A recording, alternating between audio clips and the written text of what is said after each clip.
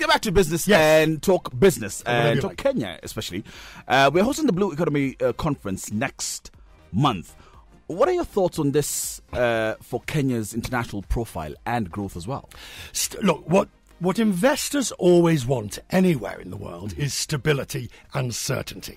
That is the crucial part of any investment program. And we all know, and this has been one of the problems for Africa in many cases, in large parts of the continent, we all know that Africa is a vast new resource. We all know the great potential. Africa rising. If I've had that quoted at me once, it's been 1,000,000 times. But I always say the same thing. Well, Africa's rising, but why hasn't it risen? Exactly. And the reason is often lack of certainty. Lack of stability, lack of knowing what the government policies are going to be. Now, let's just take Kenya, for example.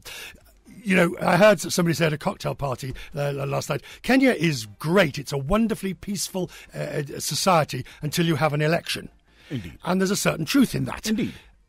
Investors want to know that there will be peace and security and stability of policy before, middle and after election periods. So it's no use having this great period of everything's wonderful, thriving, economics, good education, and then overnight it all changes. I think Kenya, of all the countries in the region, Kenya has the most potential in many ways because it does have a strong bedrock from independence onwards. It does have stability, it does have a strong economy, and it has unique factors within that clearly, and it will see it through to the future. And without policies, that won't work. It's not just the policies. I don't mind which government is in power. What I want to know is that there's not going to be suddenly a vast shift in those policies. Indeed. I don't want riots on the street any more than anybody else does. I want to see an election process that proceeds from start to finish in an orderly fashion with a result that's widely accepted, even if you don't like the final result. Indeed. You have immense... I mean, just on that point, I mean, the United States and the United Kingdom are good examples of this. Let's just take to the election of 2000, with Bush v. Gore. Highly, hotly contested, but ultimately accepted. The referendum on Brexit in the United Kingdom, very, very, very small majority in favour of Brexit, leaving the European Union. Now, the Remainers hate that, but they have to accept it and live within it. Now, Kenya has this magnificent, vibrant, wonderful economy that thrives and has huge potential for thriving even more in the future. Your immense exposure in regards to business, we cannot even fathom. But what's the one blueprint or in running businesses?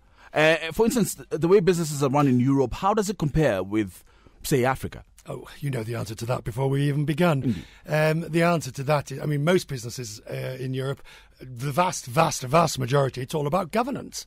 It's all about, if you're talking about a business, whether it's large or small, whether it's a corner shop or a business, a mining company or a transportation or a florist company, it's about governance. It's about making sure that there's transparency of your transactions. It's about making sure that your accounts are true and fair.